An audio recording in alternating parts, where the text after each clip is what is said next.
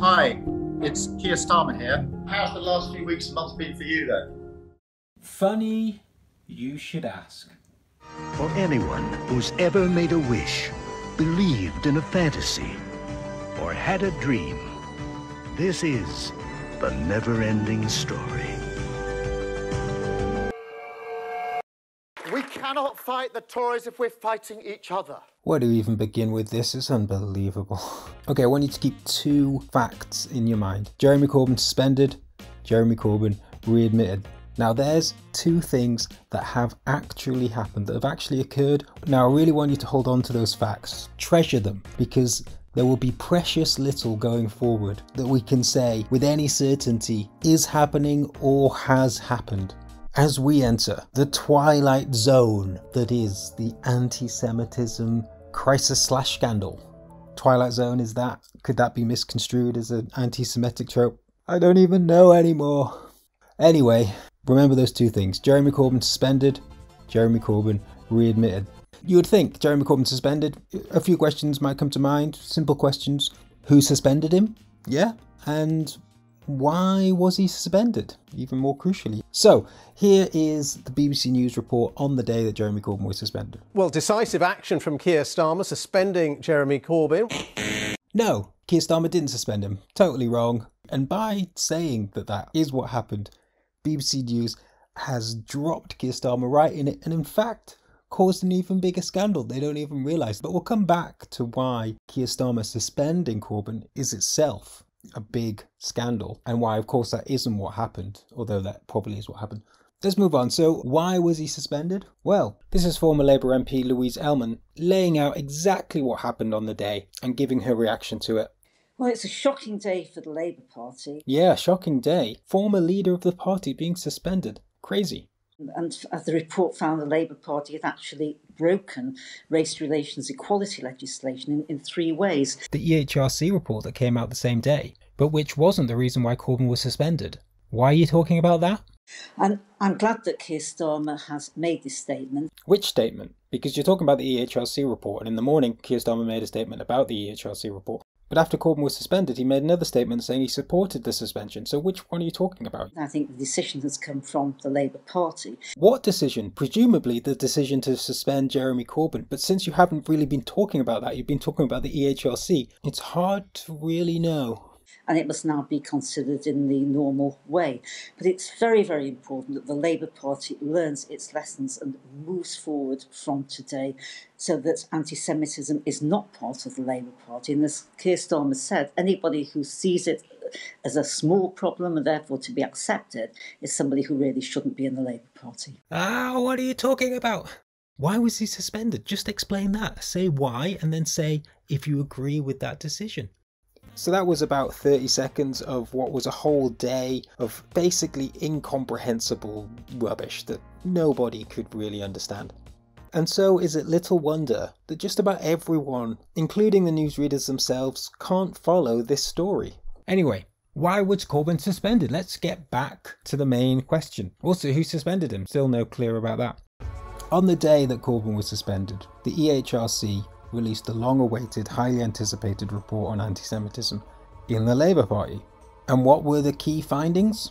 Well, they were barely mentioned in the broadcast media as Corbyn's suspension dominated the headlines, reduced to 5 or 6 bullet points. An investigation by the UK's equality watchdog has found Labour broke the law through political interference in anti-Semitism complaints, a failure to provide adequate training, and harassment. There's no doubt this report is a scathing assessment of Jeremy Corbyn's time in charge. Scathing, no doubt scathing assessment. Pretty damning, right? Sounds pretty bad. Bad enough, you would assume, to suspend the former leader Jeremy Corbyn. However, despite the sort of mixed messaging and vague allusions to this being the case, this wasn't why Jeremy Corbyn was suspended. So officially, no reason has ever been given as to why Corbyn was suspended. He was not accused of breaking any rules. When the General Secretary David Evans was asked what rules Corbyn had broken, he had no answer. So let's get forensic on this. Starmer, on the day the EHRC report came out, said, if There are still those who think there's no problem with anti-Semitism in the Labour Party, that it's all exaggerated or a factional attack, then frankly, you are part of the problem too. And you should be nowhere near the Labour Party either. And quite right too. You don't want to dismiss these things. They might come back to haunt you. So then Corbyn said, the numbers of cases in the public perception had become overstated. The existence of the problem I fully acknowledge, which is why I took action to end the problem in the party by introducing a process to get anti-Semites out of the party. And wrote this on Facebook. One anti-Semite is one too many, but the scale of the problem was also dramatically overstated for political reasons by our opponents inside and outside the party, as well as by much of the media. That combination hurt Jewish people and must never be repeated. Then almost immediately, before even people had the chance to read the statement, Corbyn was suspended by someone for something. So then Starmer said, I made it clear that we won't tolerate anti-Semitism or the denial of anti-Semitism through the suggestion that it's exaggerated or factional. And that's why I was disappointed with Jeremy Corbyn's response, and that is why appropriate action has been taken, which I fully support. But Corbyn didn't say it was all exaggerated. The existence of the problem I fully acknowledge, which is why I took action to end the problem in the party. All Corbyn said was that the numbers had been overstated. And for simply mentioning this fact, Starmer gave his backing to a mysterious suspension. So basically, the precedent set here is, if you say anti-Semitism in Labour has been exaggerated at all, ever, by anyone, then you should be nowhere near the Labour Party. Let's look at a few reports on anti-Semitism in Labour from over the last few years. Anti-Semitism is now firmly embedded in the Labour Party's DNA. Labour is a racist party now, Dan Hodges. Everyone knows there is a problem with anti-Semitism on the left, but they continue with impunity.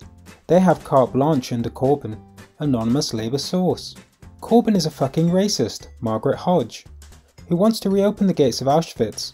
Simon Heffer. And a government led by him would pose an existential threat to Jewish life in the UK, Jewish Chronicle. So I'm assuming that everybody in the Labour Party, every MP, every member, agrees with all of that, because otherwise you think that sometimes the media occasionally overstate what's happening. And that means you should be nowhere near the Labour Party. The attacks on Jeremy Corbyn in that election we've just had were terrible. And they came back at us on the doors. They vilified him, and they knew what they were doing, and they knew why they were doing it. And they do it to every Labour leader, and they know why they're doing it. Now, we've just lost the election, so we better prepare for the next one. And it's going to happen again, and it needs to change. We need to cut through that. Keir Starmer stood on a platform where he was saying, I understand that the attacks against Jeremy Corbyn were politically motivated, right? Now, he doesn't have to say all of them were, but he understands that we live in a context where the attacks against Jeremy Corbyn were often politically motivated by people who did not want a socialist Labour government. Now, you'll say, OK, so he wasn't explicitly talking about anti-Semitism there. Maybe he was just talking about the Czech spy stuff, or maybe he was just talking about the... I don't know, what were the other controversies? And it makes a difference where I'm saying what were the other controversies, because nearly all the controversies were about anti-Semitism, right? So whilst, I'm the first person to agree, it wasn't the crisis that happened, the hurt that was caused to Jewish people wasn't just because of exaggeration. There was also, a great deal of mishandling from the leadership on this question. But the idea that Jeremy Corbyn's political opponents exaggerated his problems only when it came to Czech spies, and only when it came to the amount of money they'd spend on various nationalisation programmes, but not on the one issue that was most damaging to Jeremy Corbyn, I don't really see how that's credible. And so for the person who said, Jeremy Corbyn is subject to all of these politically motivated attacks, to now say, if you question any of the attacks, which is on the issue which was most damaging to him, then you can't even be in the party. In fact, on the day that Corbyn was suspended, Luciana Burgess was interviewed and she said the wider impact on the British Jewish community in this country, and in fact not just the British Jewish community, but other minority communities that were worried about would it be them next, because the experience of one minority community is not often confined to that minority community. The Jews were only the beginning.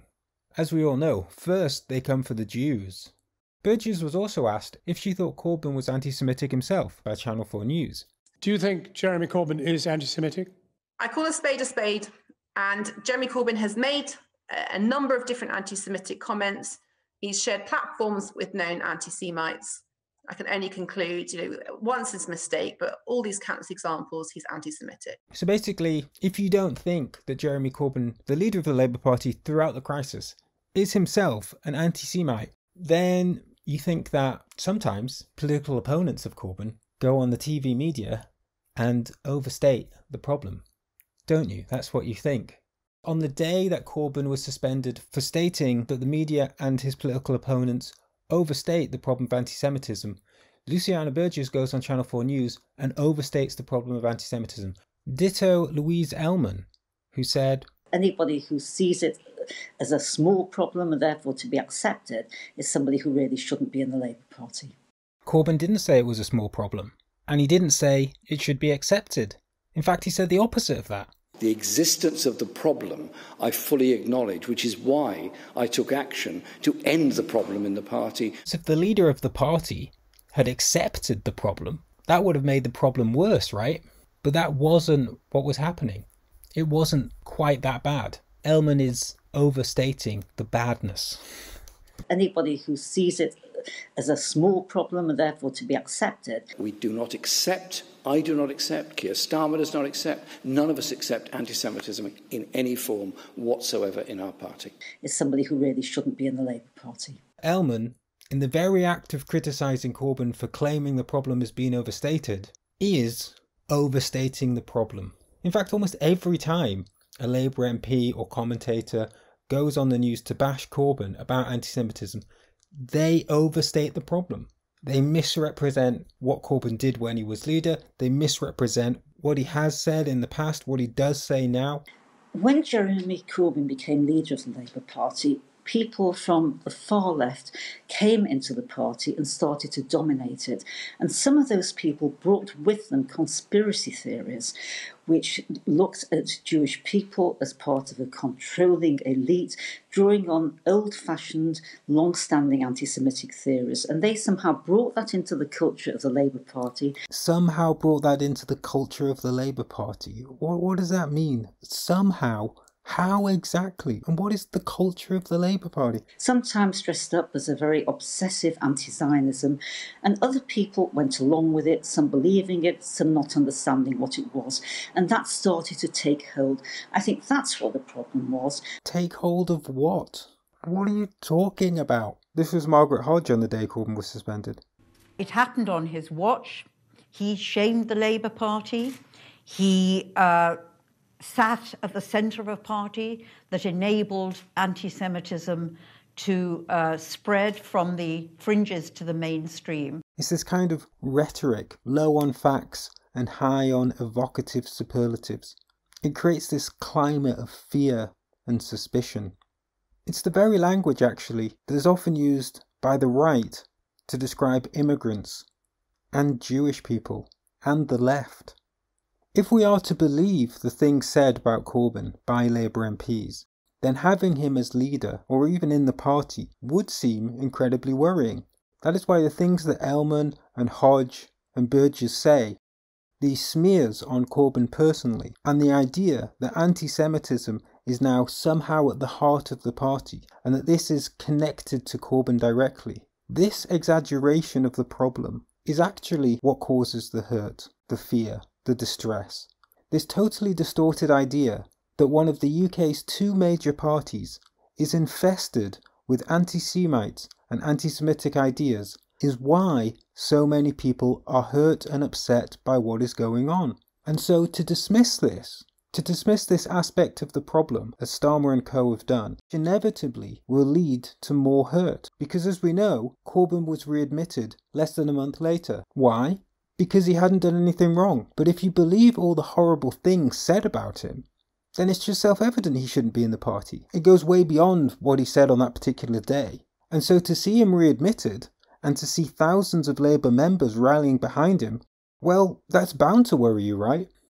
Rather than have a discussion on why Corbyn was suspended when he hadn't broken any rules, or even a discussion on why what he had said was wrong, So wrong that it warranted some kind of vague zero-tolerance special anti-Semitism suspension.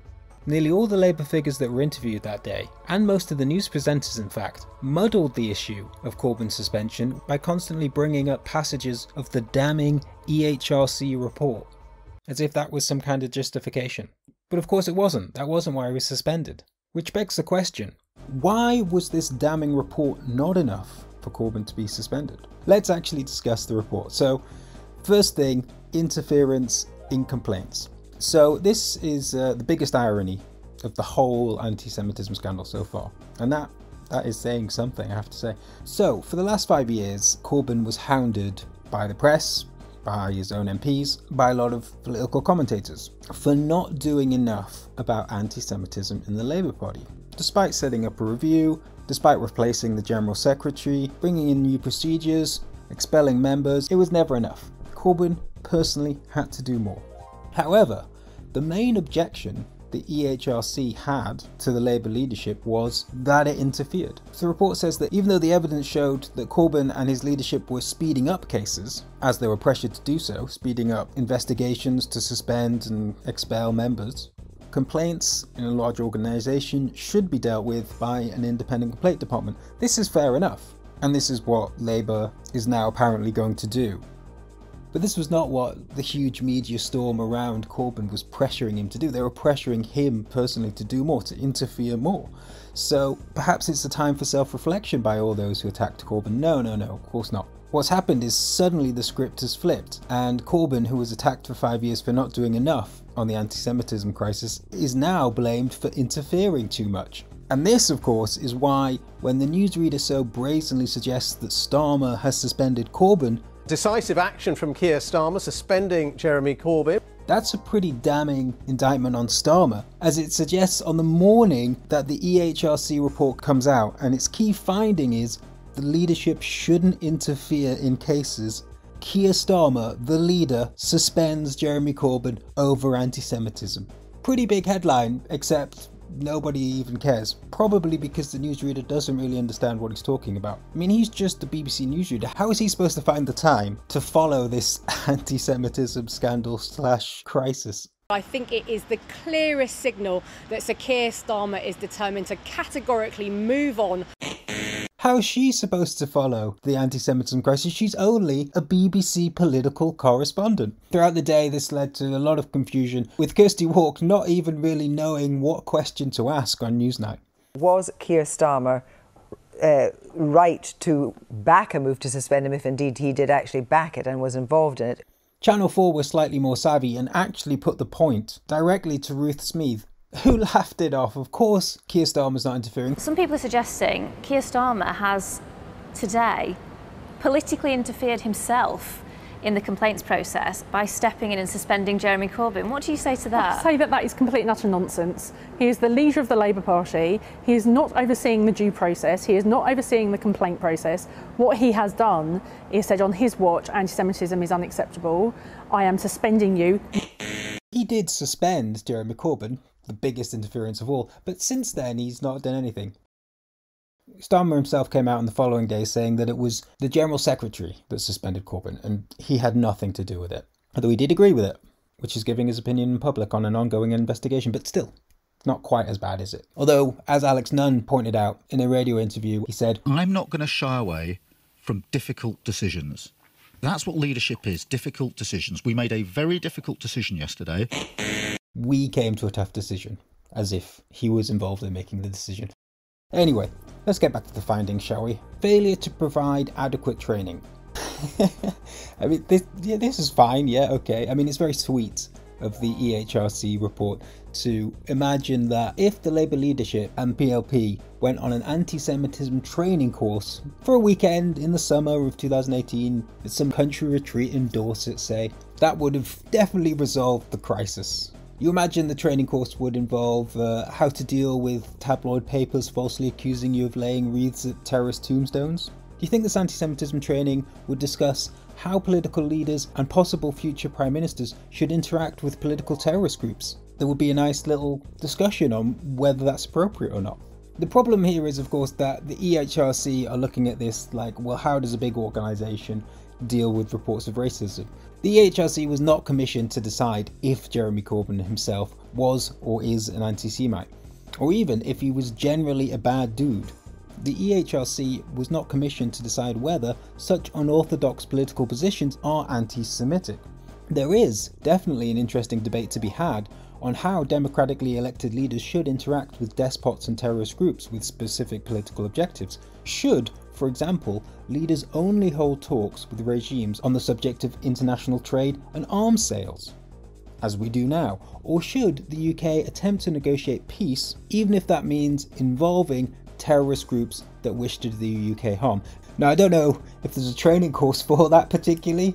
I'd love for the EHRC to suggest it, or even to make one. That would be really useful, actually. I think the whole country should go on that course. Of course, to be fair to the EHRC, training staff on how to deal with complaints of racism would be a good idea. For example, this year, under Starmer, when after the Labour leaks came out, which reported tremendous racism, including in particular to the black MP Diane Abbott, many people were outraged. What was Labour's response? Just dismissed it.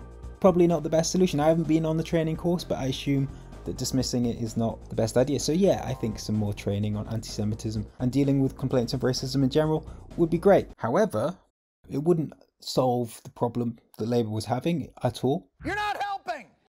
Hey, let's move on to harassment. It's not just harassment, alright guys. The quote is unlawful acts of harassment and intimidation. The report investigated a sample of around 70 cases and found 2 cases of agents of the party, that is, members with official roles, anything from the leader of the party down to presumably a branch secretary, who conducted unlawful acts.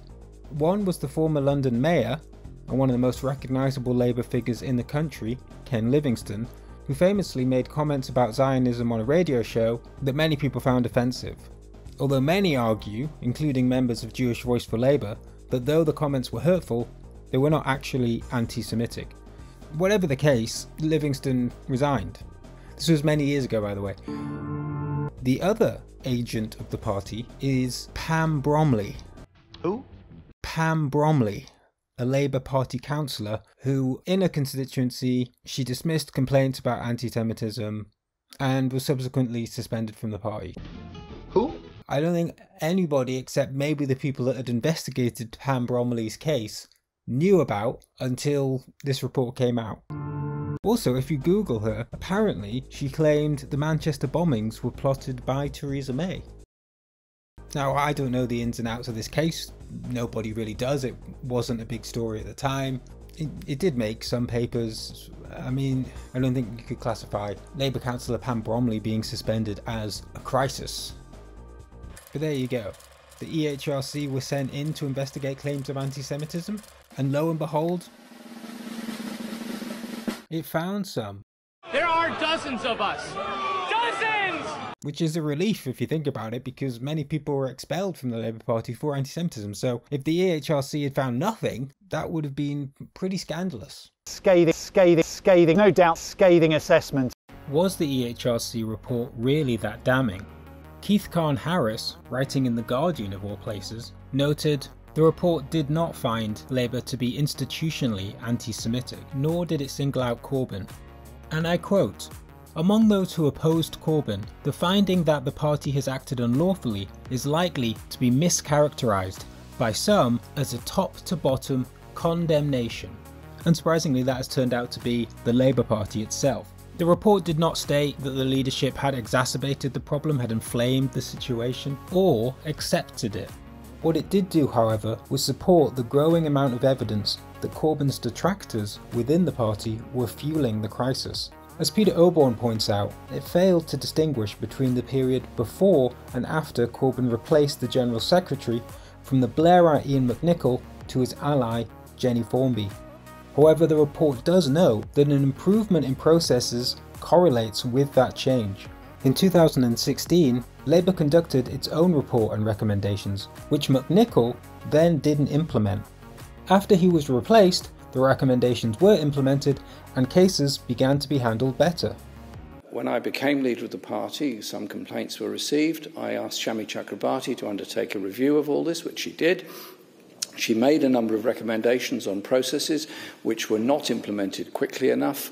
Under Jenny Formby's period as General Secretary in 2018, much more progress was made very quickly. The Labour leaks of earlier this year suggested that McNichol was involved in actively trying to sabotage Labour's 2017 election campaign, while at the same time the Complaints Department were deliberately slowing down cases of anti-Semitism. And as Oborne notes, the leaks, which have been widely dismissed in the press, and when mentioned are discredited as highly partisan pro-Corbyn propaganda, are actually supported by the EHRC's findings. And yet it was McNichol and members of the Complaints Department who featured heavily in the highly influential Panorama episode on Labour anti-Semitism that aired in 2019.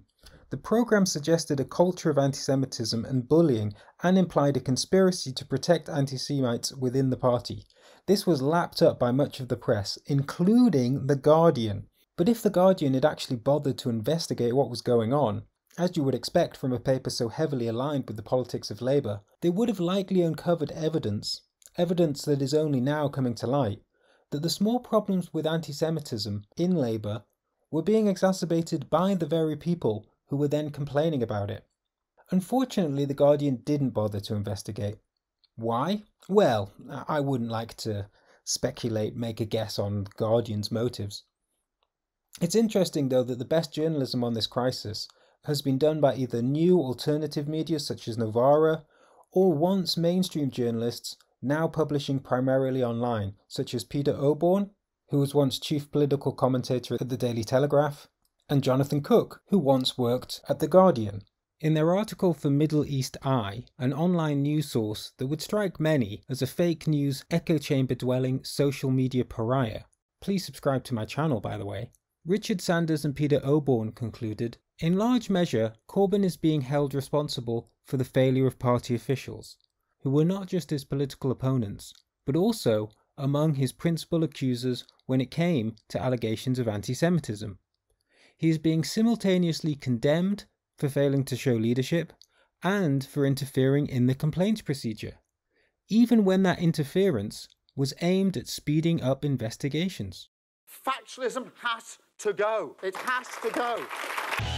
Also, if you're going to take any of this seriously, shouldn't we bear in mind the pledge that Starmer, along with the rest of the candidates, signed during the leadership contest? Any MPs, peers, councillors, members or CLPs who support, campaign or provide a platform for people who have been suspended or expelled in the wake of anti-Semitic incidents should themselves be suspended from membership. So John McDonnell should have been suspended, for he posted this tweet in support of Corbyn, and the Socialist Campaign Group, they should have been suspended too, some 30 MPs no less, for tweeting this, and this guy. Well, now, Andrew Feinstein is an author and Jewish Labour Party member who was an MP under Nelson Mandela in South Africa. I spoke to him earlier and began by asking him if he regarded Jeremy Corbyn as in any way anti-Semitic. I have never seen any evidence of racism, of anti-Semitism, or anything closely related to it. Perhaps you will be suspended from the party for saying what you've said. Frankly, John, if the Labour Party were to suspend me and claim that I in any way to contribute towards anti-Semitism, I would simply remind them that I was the first member of parliament in South Africa to introduce a motion on the Holocaust in the history of the South African parliament. I have lectured at Auschwitz on genocide prevention, where my mother lost 39 members of her family. If the Labour Party would like to suspend me for supporting Jeremy Corbyn in this particular instance, I would be very happy to defend myself and my commitment to fighting anti-Semitism and all racism. What a left-wing loony. So he lost a few family members here and there. He lectures. Bloody academic. What he doesn't understand is the pain that's caused when people don't just immediately agree with all allegations of anti-Semitism made against the Labour Party, including Jeremy Corbyn being an anti-Semite himself. Just say it. I don't care if you don't believe it. I don't care if you don't have any evidence. Just say it. Feinstein is what's become known as the wrong kind of Jew. Not a proper Jew. The wrong sort of Jew. Self-hating Jew. I was called that for the first time when I was 19 years old at university, where I made a speech in defence of a pro-Palestinian motion. And it was in the Jewish Telegraph. And they front-paged it. This self-hating Jew, she must hate herself when she looks in the mirror. I was 19 years old. Jewish people who are critical of Israeli foreign policy, or simply supportive in any way of Palestine, are often labelled as self-hating Jews, or the wrong kind of Jew. Throughout Corbyn's leadership, the same thing has happened to Jewish people who have been critical of the narrative around anti-Semitism in Labour, and the allegations made against Corbyn. The two have become connected somehow. Naomi Wimborne-Idrissi was herself suspended, but more on that later. As Rachel Shabby noted in her article of 2018, which was published in The Guardian, to be fair to them, for Jewish Corbyn supporters, this anti-Semitism row feels like gaslighting, and I quote, "It is utterly bewildering that Labour MPs and journalists thought it was fine to distinguish bad Jews from good this week as a way to discredit Jeremy Corbyn's Passover meeting with the radical London-based group Judas. These voices said the Jewish community organisation, friendly to the Labour leader, was the wrong kind of Jew. Yet other Jewish groups, those critical of the Labour leader, had until then refused to meet with him unconditionally. It wasn't him refusing to meet them. There is now a hole in the notion that only organisations such as the Board of Deputies of British Jews, which has shown support for Donald Trump and an increasingly rightist Israel, represent all British Jewry. The president of the Board of Deputies of British Jews had called the group a source of virulent anti-Semitism, despite the fact that they were Jewish people, just a group of Jewish lefties. Claiming that any criticism of Israel is anti-Semitic is often used by defenders of the current Israeli government to shut down debate. There's no doubt that the Netanyahu government responded to the boycott and divestment campaign and responded to what became common language in the last few decades as the prospect of a two-state solution became more and more distant. Responded to the language that Israel was racist, that Zionism was racist, etc. The Israeli government has responded by trying to brand all criticism of Israel as anti-Semitic. The right kind of Jew can conflate the two issues with impunity to avoid debating the former. Here is Johnny Gould on the right-wing pro-Brexit YouTube channel Leading Edge, explaining that there is no difference between anti-Zionism and anti-Semitism. Anti-Zionism is not criticism of Israel, it's anti-Semitism. You can be, listen, Israel's a democracy, it can handle its own criticism, thank you very much. It makes rather comical assertions then if it has its own robust democracy, which actually I would argue is freer in speech than here these days, that is less politically correct because it has to be, to have some Muppets, 1,500 miles away waving Palestinian lanyards. They don't know the country, they don't know what it's about. It's comical, it's nonsense. In the same interview, incidentally, he says, when you're born in Birmingham, like me, my father was born in Birmingham, my grandfather was born in Birmingham, 115 years ago. My great-grandfather came to Birmingham in the 1860s as a boy. This is very, very hard to take, especially from people who may not have been here as long as we have. How many generations your family has been in the UK doesn't sound like the best way to determine your legitimacy to discuss international foreign policy, but that's just my opinion. One of the biggest problems we face is the treatment of our community as if it was just one monolithic block. This is the typical trope of all forms of racism. The Jewish community is not one undifferentiated thing. Its opinions vary, just like every other section of the community. And we find it deeply disturbing that the whole community is treated as one. A lot of us are anti-Zionist, and people need to realise that going back generations, Zionism was not the creed followed by all Jews, far from it. Marek Edelman, leader of the Warsaw Ghetto Uprising in 1943, said that Jews should always be with the oppressed and never with the oppressor. I mean, for a section of the population whose history, much that's magical and wonderful, but so much that is to do with persecution, the fact that people with that history should identify with the oppressed in every setting seems self-evident to us. And that's where our support for justice for Palestinians comes in. We are identifying with the oppressed. On the side of the oppressed? That reminds me of someone. What Corbyn has always done is used his position as an MP to give voice to those that the British state is ignoring. This meant standing up for Irish citizens, who were often being wrongly imprisoned and tortured. And in the case of the Israeli-Palestine conflict, this means the Palestinian people, whose country is still not recognised by the British government. Jeremy Corbyn was the reason that more than 300,000 new people flocked into the Labour Party at the end of 2015 and soon after.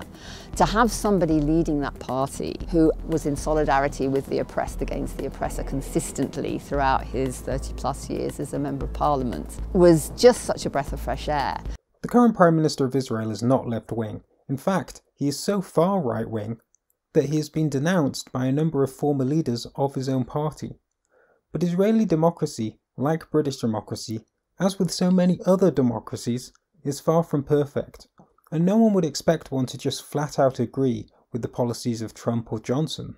It was Palestinian Lives Matter in Tel Aviv on Saturday, as Israelis demonstrated against Prime Minister Benjamin Netanyahu's plan to extend sovereignty over parts of the occupied West Bank. But it hasn't been the far right pushing this attack line that has made it so confusing and scary for Jewish people. It has been its acceptance and reiterance by Labour MPs. One of the things I find most offensive is that I am a self-hating Jew if I am loyal to that tradition of Judaism which has produced such figures as Karl Marx, Baruch Spinoza, Jesus, all those Jewish heretics. Somehow all those guys are freaks, and Bibi Netanyahu represents my true soul. And if I don't like Bibi Netanyahu very much, I'm a self-hating Jew. I can't express how offensive I find that. Those people don't speak for me, and they don't speak for a majority of Jews worldwide. And the fact that they are taking our safety, our culture, our traditions, and using it as a weapon to fight against someone who wants to redistribute a little money so there aren't homeless people on the street, it's a deep, profound insult to the humanistic spirit which is at the core of Judaism. Corbyn has been on the front line of the fight against anti-Semitism his entire political life. He led 130 campaigns, protests, motions in Parliament, demonstrations against anti-Semitism in Britain. Even before he was a Labour MP, in fact, I remember him leading one in the north of London against the Nazis, who went into a Jewish community in North London, and Corbyn led the campaign against them. And even Margaret Hodge once said, "I was fighting the BNP between 2006 and 2010. Jeremy Corbyn must have come down 2 or 3 times, brought a car full of people from Islington to help me." And that's Jeremy.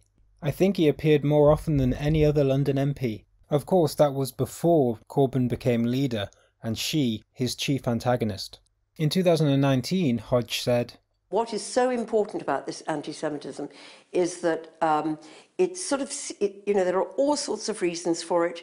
It's always been present in the hard left. I mean, I've experienced it at odd occasions throughout my years in the Labour Party, but it's been on the fringes of the party.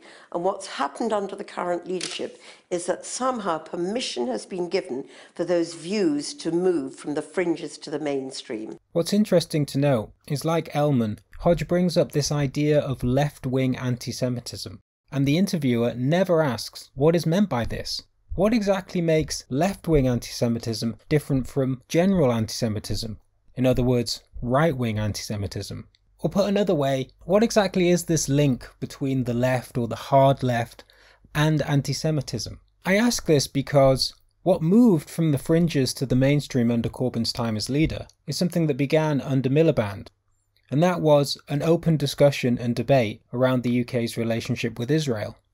As a Jew on the left, who is intensely anti-racist and intensely aware of what anti-Semitism is and how dangerous it is, to be called an anti-Semite oneself is about as low as it gets. It's a bit like being accused of paedophilia or something. I cannot really think of anything worse. And it undermines the fight against real anti-Semitism. This is one of the most frightening things for me. People have been weaponising accusations of anti-Semitism for political ends. The fact that that is going on seriously undermines and endangers our chances of dealing with genuine anti-Semitism, which is a real threat in our society. What is happening now in the Labour Party is incredibly dangerous and upsetting for the left-wing Jewish people of Israel who want peace, and for the left-wing Jewish people of the UK who want their government to show solidarity.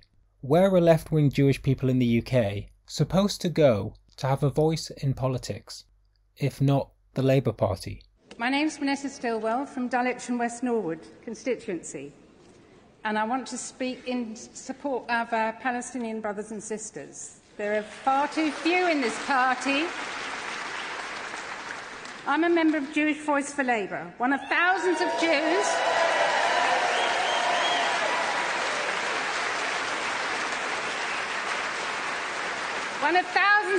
in this party who have never experienced any anti-Semitism and who support Jeremy Corbyn as the most anti-racist leader this party has ever had.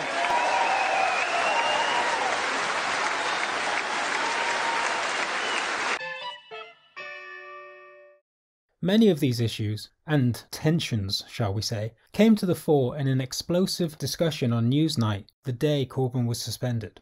Sandwiched between Dateline London regular Steve Richards and Observer journalist Sonia Soda, Newsnight invited on historian and activist Benjamin Raine. And it's worth keeping in mind as you watch this, Raine is the sole Jewish voice on the panel. Observer journalist Sonia Soda, the political commentator Steve Richards, and the left-wing Jewish activist and historian Barnaby Raine. Left-wing Jewish activist? Why do you feel the need to give us a little insight into Raine's political position, but none of the other guests? Anyway, Walk asks Richards and Soda the question, was it right for Corbyn to be suspended?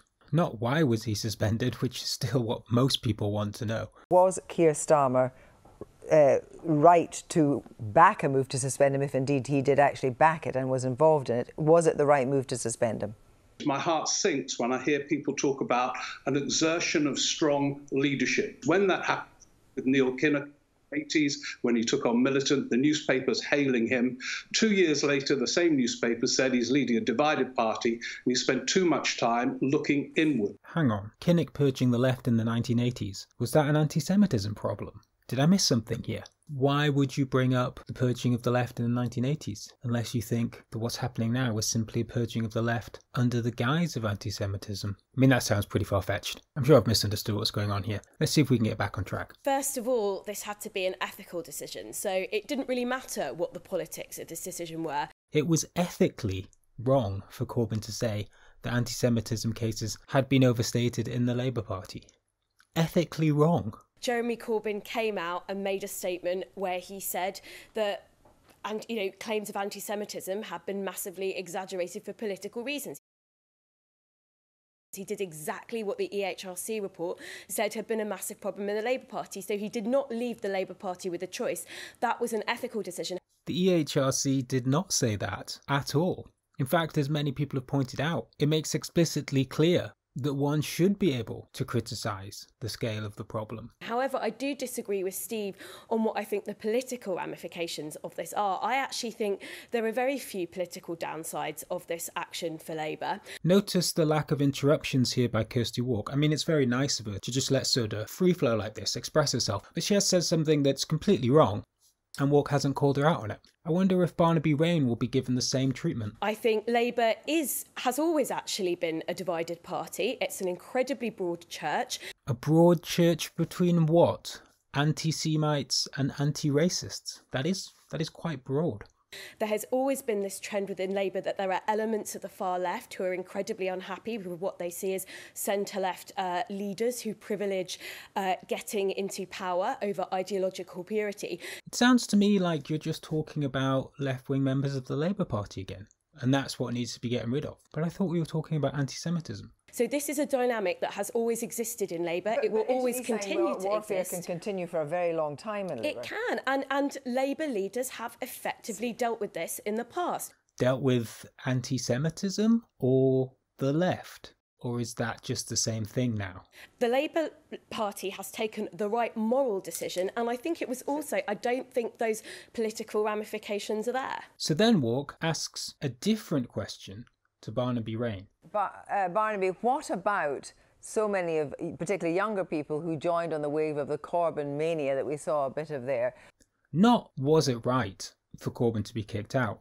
Raine isn't given the chance to talk about that. Will essentially that be a fifth column in the party, or will a lot of people leave the party? So Rain is then given a few seconds under a barrage of interruptions to put forward the other side to this story. I have to say I find it extremely telling and depressing that we are already talking about the party mechanics of the Labour Party and not about anti-Semitism. You know, I've spent years writing and talking about anti-Semitism, which is a rising problem alongside rising racism more generally, and it's been impossible to have a serious discussion on this subject. It's a joke. It really is. This claim that anti-Semitism in the Labour Party has been so horrendous, so hurtful, that even Jeremy Corbyn suggesting that it had been overstated in any way means that he definitely should have been suspended, no questions asked. And yet the people putting this forward can't even talk about anti-Semitism for a second. They immediately start talking about how to get rid of the left wing of the Labour Party. You've just had on as a credible question. And then we get the first interruption. So Sonia Soda was allowed to speak for 56 seconds without any interruptions at all from Kirsty Walk, even though she said something that was categorically wrong about the EHRC. And in fact, when Walk did finally speak, it was to compliment what Soda was saying and prod her along. Rain is interrupted after 16 seconds. And her question was not even accurate. Let me ask you the question then. Was Jeremy Corbyn right to say essentially that this report exaggerated the problem? Was he right to say that? Corbyn didn't say the report exaggerated the problem, so Rain then has to correct her. Well, he actually didn't say that. He said that he thinks that anti-Semitism is unacceptable. He thinks that it's a presence in the Labour Party. And he thinks that he just didn't say that the report exaggerated the problem. He said that some people in the media have exaggerated the problem. It's clearly the case. There was a Survation poll last year. He demurred from the totality of the report. Then in the middle of explaining what Corbyn actually did say, Walk interrupts again. Barnaby, he demurred from the totality of the report. He demurred from the totality of the report. What does that even mean? And why is it that Richards and Soda were allowed to free flow on the wider implications for Labour and their opinions on decisions made, while Rain is reduced to quibbling over exactly what was said? It's just not right, I'm afraid. There was a Survation poll last year that found that most people in Britain think that about a third of Labour Party members have been disciplined for anti-Semitism. The real figure is about 0.3%. It's clear that while we have a Prime Minister in this country who wrote a novel about Sammy Katz, a cunning businessman with a proud nose and curly hair, there has been a political agenda to focus entirely on anti-Semitism on the left, in a deeply racist country with anti-Semitism overflowing across British society. And to point that out is simply a reasonable thing to say. But the EHRC, Steve Richards, the ERCHC found failings. And this is where Walk really gets into hot water. There is no doubt it found failings. The EHRC found 2 people with legally actionable cases, one of whom is a councillor I've never heard of. Rain explains that there were only 2 cases. But then Walk says, that does not mean he doesn't exist. That does not mean he doesn't exist. No, it doesn't. Rain is not denying that anti-Semitism exists in the Labour Party. He is simply pointing out that the scale of it is very small. But the fact that Walk says that does not mean he does not exist when Pam Bromley is a woman clearly shows that Walk has not read the report, has not even read the relevant parts of the report that they are discussing. That does not mean he doesn't exist. He very much doesn't exist. But the EHRC found 2 people in a party of hundreds of thousands. I think anti-Semitism is unacceptable. I've been speaking about it for years. You just had on your programme as a credible commentator on bigotry Margaret Hodge, who was sent flowers by the BNP for saying migrants should go to the back of the queue for housing. Let me just turn to Steve Richards. When it comes to discussions of bigotry in this country. Rain is returned to at the end of the interview after Walk asks Soda a bizarre question linking attacks on synagogues to the disagreement by top Labour figures of the scale of anti-Semitism in the Labour Party. If we're actually discussing anti-Semitism, we have heard and we know that synagogues are places that have to be guarded. You know, that social media is fused with hate and foul things towards both Jewish people that are in the public eye and Jewish people who are not. The fundamental thing is, if there is a disagreement at the top of Labour, do you think that Jewish people can actually feel safe? I think that is a question for Jewish people. Well, there's one right behind you, one that's been interrupted continually throughout this interview.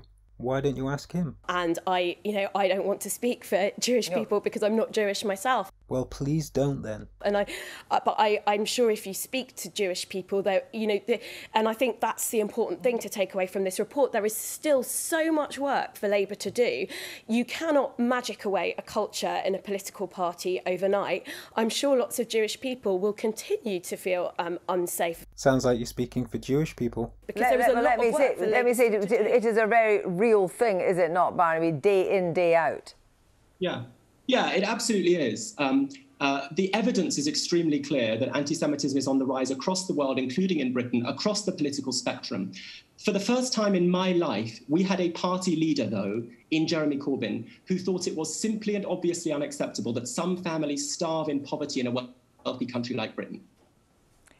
So a man who has been on the side of freedom from Chile to South Africa to Palestine, and his name was dragged through the mud. But the most disgraceful thing about it was that you used, the whole political class, used me, you used Jews, as your factional battering ram to destroy a man who wanted to educate children about the crimes of empire and then give them jobs and fund the NHS. That is unimaginably tragic. And I say that as someone who faces anti-Semitism, who fights anti-Semitism. The attempt to use it as a cynical, the attempt to turn Jews into a political plaything. But I think the EHRC report is I think we have to leave it there, but also to say that that report was not a political report, it was anything but, of course, and that was the way that it was put together. So thank you. To attack Jeremy Corbyn. Thank you all very much indeed. Quickly with the front pages now. Again, throughout Rain's answer, you can hear Walk constantly cutting in. And then, in response, the only thing she has to say is, ah well, the EHRC report wasn't political, was it? Which is completely beside Rain's point. And again, not entirely true. But we'll come back to that. So in a Newsnight discussion on anti-Semitism, the only Jewish person on the panel is continually interrupted and dismissed. Nice one, Newsnight. Shut that Jew up. Don't worry, I can say that, it's okay, because Rain is the wrong kind of Jew. But of course the discussion had as little to do with anti-Semitism as the suspension of Corbyn did. As for the EHRC being non-political, well, the EHRC is not a fully independent body. The EHRC is closely tied to whomever's in government. So there is great irony in its recommendation that Labour needs a fully independent process to avoid being political. For more on the EHRC, check out this article by Daniel Finn in Jacobin. In the days following Corbyn's suspension, Hodge, along with a number of prominent Labour-focused political commentators, claimed that Corbyn's comments were so insensitive to Jewish people that Starmer had no choice but to suspend him. So it's fine for the Board of Deputies to label a bunch of Jewish lefties as anti-Semitic. It's fine for a Jewish anti-racist activist to be pestered and then dismissed on Newsnight. It has also subsequently been fine for prominent Jewish members of the party to be suspended for simply questioning the treatment of Corbyn. But Labour care so deeply about the perceived sensitivities of the entire Jewish population that it was imperative that Corbyn was suspended immediately for pointing out a basic truth that many Jewish Labour members agree with. And yet, of course, despite the decision to suspend Corbyn apparently being so clear-cut, he did not leave the Labour Party with a choice. Corbyn was readmitted within a few weeks by an NEC committee presumably as baffled by what was going on as anyone else. With no word from Evans or Starmer on exactly why Corbyn was suspended, the committee had literally nothing to go on. Kirsty, it's not an exaggeration to say that there is absolute turmoil tonight in the Parliamentary Labour Party. This is what one shadow minister told me. Number 10 could not have designed this better to make us look awful. It is a disaster. And let's just look at this tweet from Dame Margaret Hodge, the veteran Labour MP and former minister who told Jeremy Corbyn to his face that he was a racist and an anti-Semite. So she has tweeted, "I simply cannot comprehend why it is acceptable for Corbyn to be a Labour MP if he thinks anti-Semitism is exaggerated and a political attack, refuses to apologise, never takes responsibility for his actions and rejects the findings of the EHRC report. Ridiculous." Seems Hodge is again exaggerating Corbyn's position. Following Corbyn's suspension, Hodge and others had also claimed that they wished the focus of the day's news cycle had been on the recommendations of the EHRC, rather than all this Corbyn nonsense. To quote Hodge, "if not for one man's ego." But of course, it wasn't Corbyn who suspended himself for no reason. As Peter Oborne noted at the EHRC's press briefing, no one was particularly interested in the EHRC's recommendations, and just about every question posed by journalists was how the report related to Corbyn. The story of anti-Semitism in the Labour Party is and always has been about Corbyn. Many key figures within Labour, as well as leading journalists, pinned their careers on the narrative that Corbyn and his leadership fostered, or at the very least dismissed, a growing movement of anti-Semitism in the party. Because anything less than that would not justify the endless articles written about it, the fact that many prominent Labour MPs resigned from the party. One has to wonder if Starmer or Evans had decided they would suspend Corbyn somehow for something on the day the EHRC report came out, no matter what was written in it, as it was a way of refocusing the narrative back onto Corbyn and away from a report that was always bound to implicate others in the party just as much, if not more, than Corbyn's leadership. Quickly with the front pages now, I'm afraid. Daily Telegraph, shaming of Corbyn sparks Labour civil war. The Guardian, Labour plunged into crisis after Corbyn is suspended. The Daily Mail, RIP Corbyn's legacy of hate. And the Morning Star, anti-racist to his core, brought Corbyn to fight political suspension over fallout of anti-Semitism report. That's it for tonight. Since Corbyn's suspension was lifted, Starmer has refused to reinstate the whip, putting Corbyn in the bizarre position of being a Labour member who is also a sitting MP, but who isn't a Labour MP.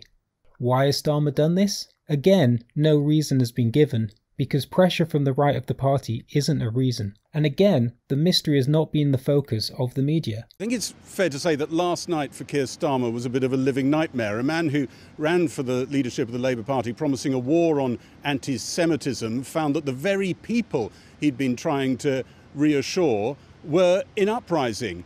There were threats to resign the Labour whip from several Labour MPs, I think, including Labour's only woman Jewish MP, Margaret Hodge. Some Labour peers, it was talked of, might be resigning the whip in the House of Lords as well. And there was talk that the Jewish Labour movement, an affiliate of the Labour Party for 100 years, might just disaffiliate. So all this horror was happening. And I think on the left, there are strong rumours that they think actually Keir Starmer had been part of peacemaking efforts with Jeremy Corbyn, or was at least encouraging them from the sidelines, and basically drew back from all that when he didn't like the look of that reaction. On the left, they're now talking about a witch hunt, and on the right, euphoric 3 weeks ago when they heard of the suspension of Jeremy Corbyn. They tonight are they're glad what Keir Starmer's done, but they're scratching their head and just wondering whether he's actually started a civil war here, or almost by accident. Meanwhile, David Evans has written increasingly draconian diktats to CLPs instructing them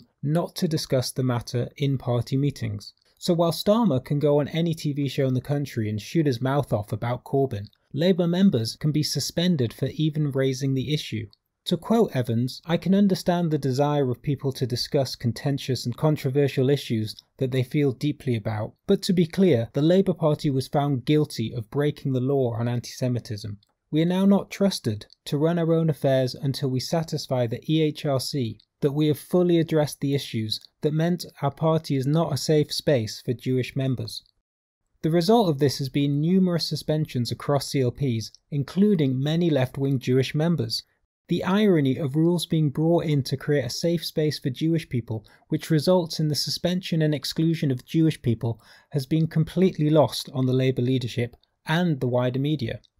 But by excluding Corbyn from the PLP and suspending any member of the party who wishes to comment on this, the leadership can now purge the membership of left-wingers and crush the vibrant internal democracy and people-powered movement that emerged under Corbyn. And they can do it all under the guise of fighting anti-Semitism. A big courtroom showdown would be one way to clear the air, but probably not the way Hodge & Co. want it to be cleared. Earlier this year, Starmer opted to pay off the Panorama whistleblowers with a settlement rather than see them in court over the Corbyn leadership's response to the episode. Corbyn, however, is now pursuing legal action against Labour for his suspension. The Ford inquiry, set up by Starmer's leadership to investigate the Labour leaks, should have been concluded in December, and its delay suggests bad news for Starmer, but there are conflicting reports on how it's progressing. Either way, I'm sure it won't be the last word on the matter. For this is, after all, the never-ending story. I want to pay tribute to Jeremy Corbyn, who led our party through some really difficult times, who energised our movement, and who's a friend as well as a colleague. And to all of our members, supporters and affiliates, I say this: whether you voted for me or not, I will represent you, I will listen to you, and I will bring our party together.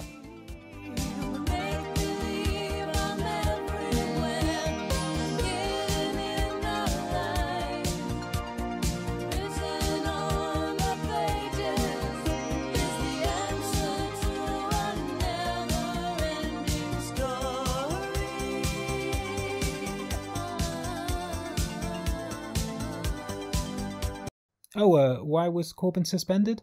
As my Jewish grandmother used to say, why is a crooked letter, and neither you nor I can straighten it. Hi, it's Keir Starmer here.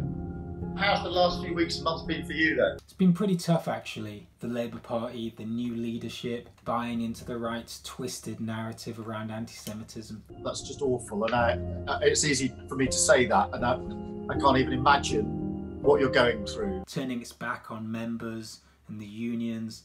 I really hear you there. My wife works in the NHS. Are you recording this conversation? Am I? Well, touché.